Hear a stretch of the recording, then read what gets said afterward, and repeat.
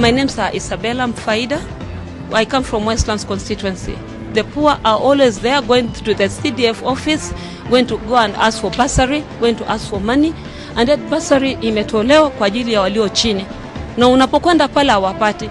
Wanaokwenda pengine hata ni widows like us, ukienda unasikia wanaangalia age ndio apate bursary. So that those issues we feel like our leaders also should tackle even before going to ask for the next vote in the 2012. They need to pull up their socks actually. Isio kwamba imekuwa government ya baba, mtoto, mjukuu. Tunataka government wapewe watu ambao in actual sense wameitwa kuwa leaders.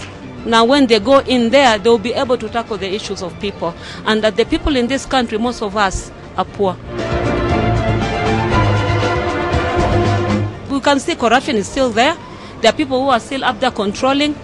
Yeah, so I don't think it will work. Even when they take this constitution into the parliament, we are really praying that people will rise up and they will go and support the constitution to assist the people in Kenya. Because wengine wakifika katika mwili wa imenta alipeleka bill for it to be voted in, most of them didn't come into the parliament. I really thank God, like a lady, is it Shebesh?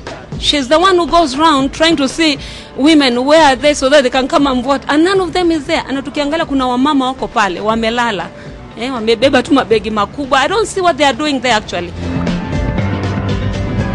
First of all is to remove all these old goons in the government. Tutengeza electoral commission ambayo pia ina watu ambao wamesoma. Tena without bringing outsiders. Tuna watoto wetu hapa ambao wamesoma, wana degrees. From there, because we know our issues, we know our problems, we'll be able to tackle them in that category. And then we select leaders ambao kweli wamejua issues za wananchi wetu. This country is becoming a country of legacy ya wazazi, ya mababu na watoto. Unaona, ambapo is not giving even a credit to the people who are suffering on the ground here.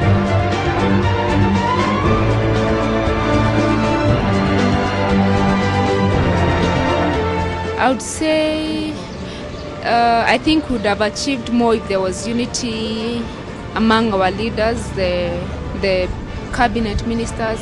I think the division amongst them has reduced our development as a country. The division, and I think what we'd want to see is them coming together and working together and stop politicking and campaigning for 2012. I think it's too early for that. Just seeing a bit of seriousness in terms of keeping the promises that they made to Kenyans.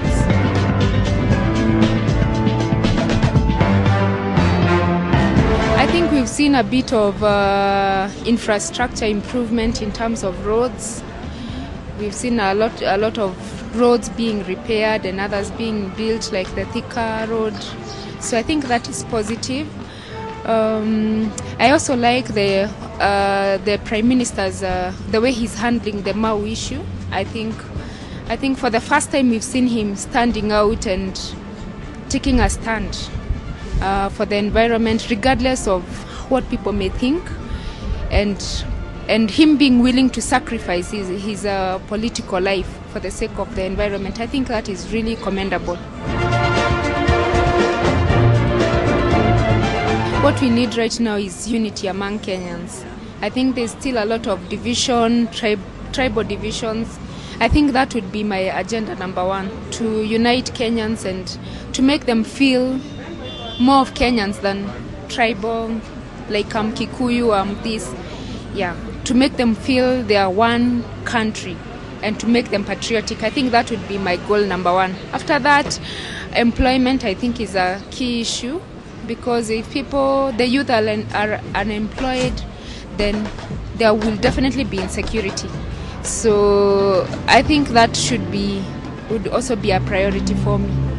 I would also fight corruption, and I think maybe the best way to fight it is even from the top, making sure that the leaders, the people that you are putting into the cabinet are corruption free, and if they show any sign of corruption, then let them go home.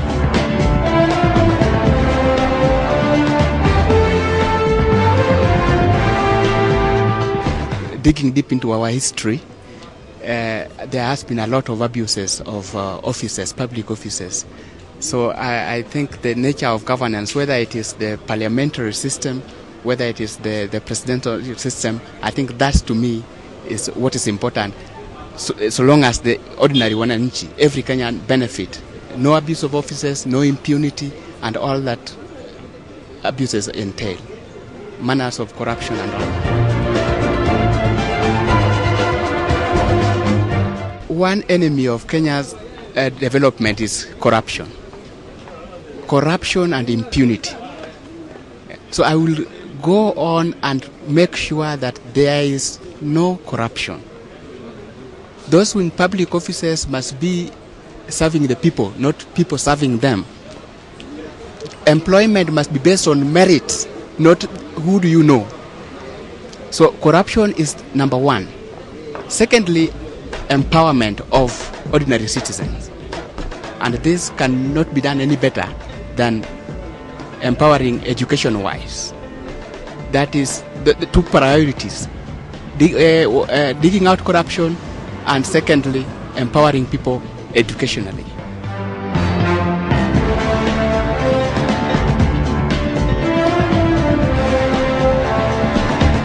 What I can only say about our leadership, I'm sorry to be very honest, really, because actually we have leaders. And the leaders are the ones who are locked out. If I don't have money, there is something that we call wisdom. And wisdom doesn't mean that you are supposed to have a degree. You may be having given 5 degrees, but you don't have wisdom. I may not be having any degree, but I have what God gave me. I can be a good leader, but the problem, I don't have the money. So the person who has the money cannot be the leader because he has the money. So the person with the money is the one who will buy his way to leadership. And that is why we have poor leaders in our country. If it is not because of money, we could be having good leaders. If you look at our whole MPs in the country, few of them, like Peter Kenneth, I think that is one example that others should follow because he's not greedy in anything. But now, you may come across like, let's take for instance now, like my area. I come from Baringo Central. So if you look at the leaders of the day, those years when we had our Musee, our retired president, he was a very good leader, yes.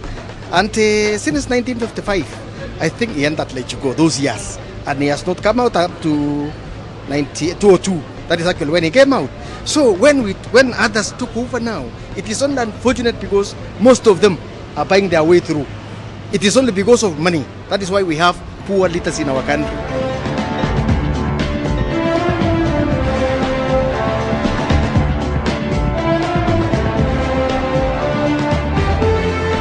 What is happening is that people before were fearing change, and that's why people constitution was not going through. But I think the best time for constitutional change will have been when after 2007 the bolted election. That will have been the best time for this country. But even now it's never late. The Naivasha group did a good job. The CEO is doing good job, and I believe that it needs a bit of more polishing. And once the polishing is done, everything will be okay. Well, personally, in Kenya, values have to be inculcated, new values, because I think by and large what we lack in Kenya is values. The value system is lopsided. You see, if you're given an office, somebody thinks that you have to be corrupt to make money. People feel insecure when they're employed. If you're working in the government, if you're a PS, if you're MD, if you're a minister, people feel insecure. And that insecurity is what's causing a lot of corruption in this country. And I think values have to be changed, and people have to be taught values right from primary school, secondary, at university level, so that it becomes a part of our culture. You see, in Kenya, the most unfortunate thing is that even the rich are stealing from the poor. A long time ago, things were not the same. People were contented with what they were earning. But looks like everybody is on a transit. Everybody wants to make a hay, wants to make a kill out of the poor man. So I think by and large, corruption is so inherent in this country. We need also to bring culture of honesty.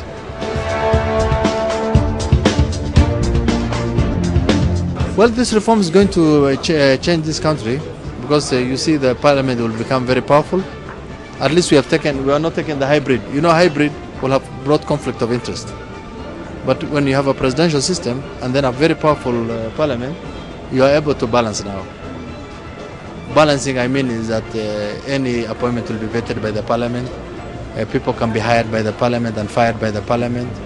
And in that way, changes can take place.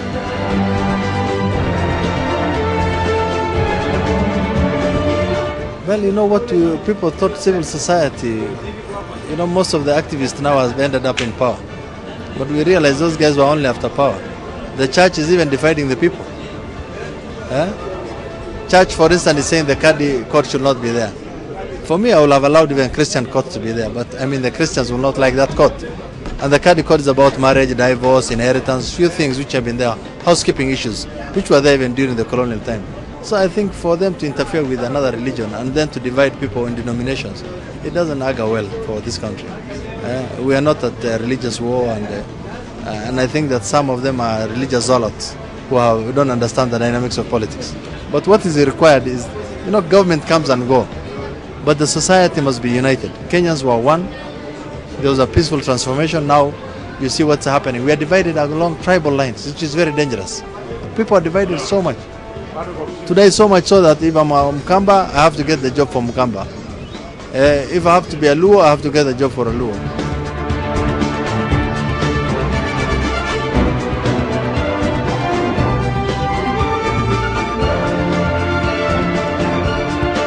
Hakuna mabadiliko imefanyika, sababu nikiangalia wale walikuwako ndio bado wako kwa uongozi.